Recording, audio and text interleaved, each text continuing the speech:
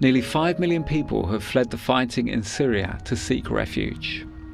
Around 5,000 of them have come to the UK, and an estimated 200 are in Bradford. We feel that this disaster could last forever. I miss my auntie, my cousin, all of them. They're arriving at a time of heated debate over immigration. Mass immigration is crippling our public services, and our children are being left behind as schools struggle to integrate foreign-speaking children. And they're witnessing political uncertainty in the UK. The British people have spoken, and the answer is we're out.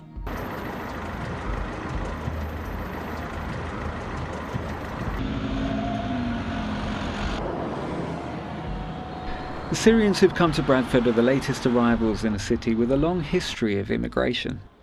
In the 19th century, many Jewish people came from Germany seeking new opportunities. And later, people from the West Indies, India and Pakistan made Bradford their home. The city has had its problems. The council report after the riots of 2001 said there was little interaction between different sections of the community. But there are many projects that bring people together.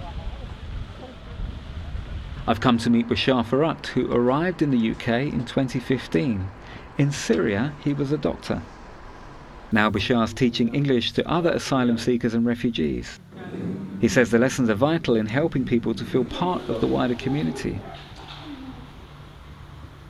As well as Syrians, people from Afghanistan, Somalia and Sudan are in Bashar's class. I wanted to find out how he felt about what had happened to him and his country. The most difficult thing for us that we can see that there is a point of hope for us and for our people in Syria. We feel that this disaster could last forever because we don't feel that there is a real we don't feel that the world, the international community wants to end this massacre. Keep right onto A647 Leeds Road. After the lesson, we went to meet some of Bashar's friends who've been taking part in one of a series of worldwide demonstrations. What was the main message of the demonstration? The main message that we are solidarity with our people in Aleppo. They are being killed and slaughtered for about 1 week. About 200 airstrikes. 200 people died. Hospitals, bakeries, all public services are being targeted. The demonstration focused on the bombing of Aleppo. I met an 18-year-old who grew up there. Your life here in England now, what are the good things about it, and what is more hard, what is more difficult? It's difficult, when I come in here, I never speak English. And I don't understand to people, but now it's difficult. I speak English and I understand somebody when he speaks to me. Yeah. And that really makes a massive difference, a big difference, to be able to communicate. Yeah, it's difficult, and yeah. When I come, I was cry because I don't speak English. Yeah. When I was small, I left Syria because it was like fighting. And I go to Egypt. When I was like 13 years old, I don't know very well my country. I miss my auntie, my cousin, all of them. My grandmother. I like to come back to Syria, but when you finish the fighting. And now I like to help everybody because somebody is helping me. I want to do the same. This spirit of mutual support is at the heart of the Biosin project. It runs English classes and arts activities and gives people a chance to get together and share experiences.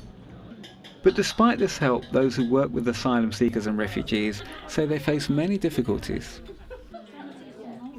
Sometimes it's a case of not understanding the language, the trauma that they might have experienced if they've come from a war-torn country like Syria, like Afghanistan. I think we underestimate just what an impact that has.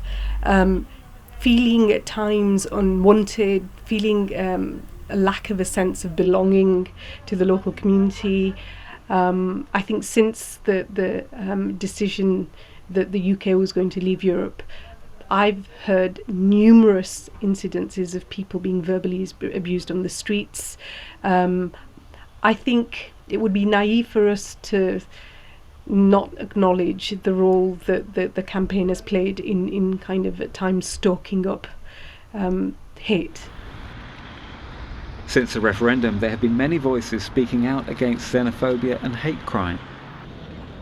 And there's also been a renewed attempt to understand the worries some people have about the way in which migration has changed their community. For faith leaders in particular, this is challenging. How can they support asylum seekers, challenge intolerance, and listen deeply to the concerns people have about immigration? The Reverend Stephen Treasure has worked in Bradford for 30 years. He says Christians need to be generous in their response to those who need help. For us, it's very straightforward.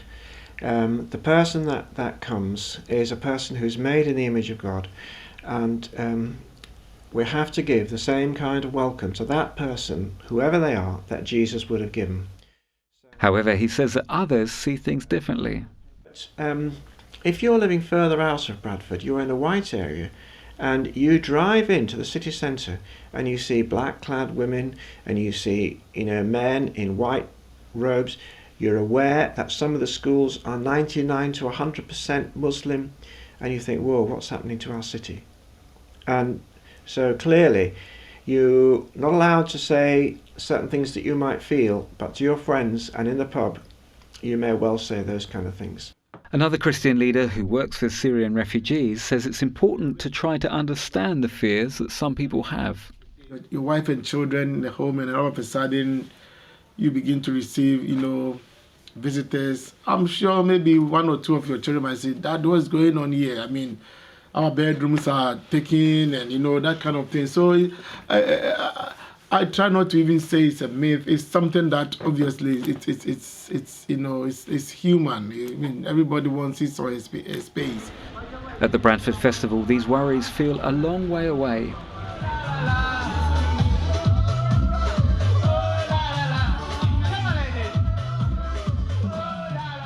And perhaps to really understand Bradford and how it welcomes newcomers, we need a complex story. The city is not a despairing place with communities at war, but we also need to let go of naive accounts of easy harmony that ignore difficulty and conflict.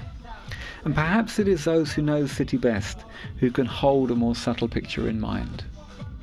There are challenges and there are frustrations, but actually in and amongst all of that, there's some incredible people, incredible work being done. And it's hard for me to not sentimentalize Bradford, because I've lived, I grew up, I was born here, and